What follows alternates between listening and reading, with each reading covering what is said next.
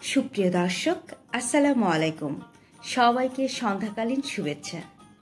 আশা করি সবাই অনেক ভালো আছেন। এই বছরে কে কে আচার বানিয়েছেন সবাই কমেন্টে জানাবেন। আমি আচার বানিয়েছি আরও 3 থেকে 4 দিন আগে।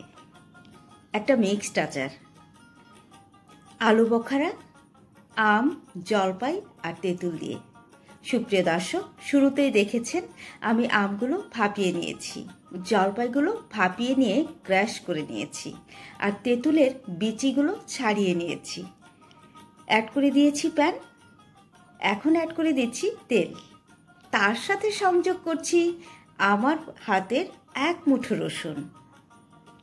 এটা আমি লাল লাল করে ভেজে নেব। সুপ্রিয় দর্শক, মাঝখানে দেখেছেন আমি কিছু ধনিয়া, মৌরি, এলাচি, দারচিনি ভেজে, তেজপাতা ভেজে পাউডার করে দিয়েছি। এখন এই গরম তেলের মধ্যে আমার যখন রসুন ভাজা হয়েছে, অ্যাড করে দিলাম সেই ক্র্যাশ করা জলপাই। এটাকে থেতো করে নিয়েছি, হাত দিয়ে চটকে নিয়েছি। এখন অ্যাড করে দিচ্ছি সিদ্ধ আম, তার সাথে অ্যাড করেছি তেঁতুল। সবাইকে একেবারে যুগলবন্দি করে আমি সুন্দরভাবে নেড়ে চেড়ে এই তেলে একেবারে চটকে নেব, ভাজা ভাজা করে নেব। সুপ্রিয় দর্শক, এই আচারটি আমি ডাল ভাতের সাথে সাধারণত খেয়ে থাকি, আর এমনি বিকেলে বসলে ফ্রিজে করে একটু একটু করে চেটে চেটে খেয়ে থাকি। খুবই মজাদার হয়, আর আলু বখারা অ্যাড করাতে এই আচারের স্বাদ দ্বিগুণ বেড়ে যায়। সুপ্রিয় দর্শক, এই তো আমি আচারগুলো একেবারে নেড়ে চেড়ে ভেঙে ফেলেছি। অ্যাড করে দিব টেস্ট অনুযায়ী লবণ। এবার নেড়ে চেড়ে আলতো হাতে বেশ কিছু সময় রান্না করে নিচ্ছি। সুপ্রিয় দর্শক, এই হচ্ছে আলু বখারা। এটা আমেরিকা থেকে আনা। এই আলু বখারাগুলোর মধ্যে কোনো ধরনের বিচি নেই, একেবারে পিওর। এখন আমি কাঁচির সাহায্যে এগুলো কেটে নিয়েছি।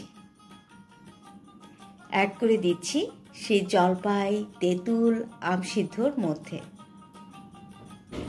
এই আলু বখারা অ্যাড করলে আচারের স্বাদ দ্বিগুণ বেড়ে যায়।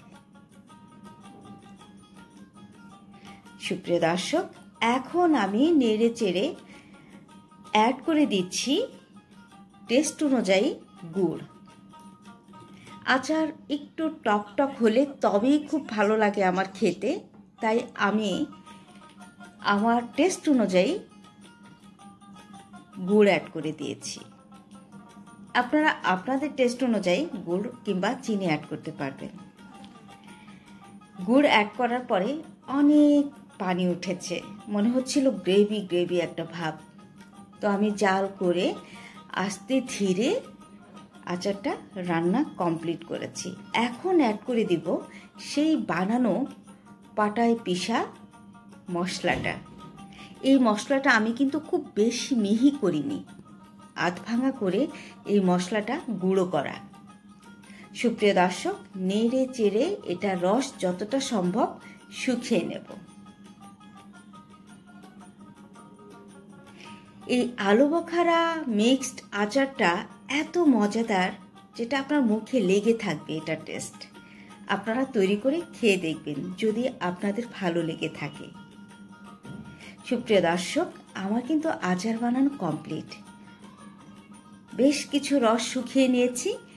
এই আচারটা রোদ্রে দিয়ে বয়ামজাত করতে হবে। আমার হাজবেন্ড খেতে ভীষণ ভালোবাসে। সুপ্রিয় দর্শক, এটার স্বাদ খুবই মজাদার।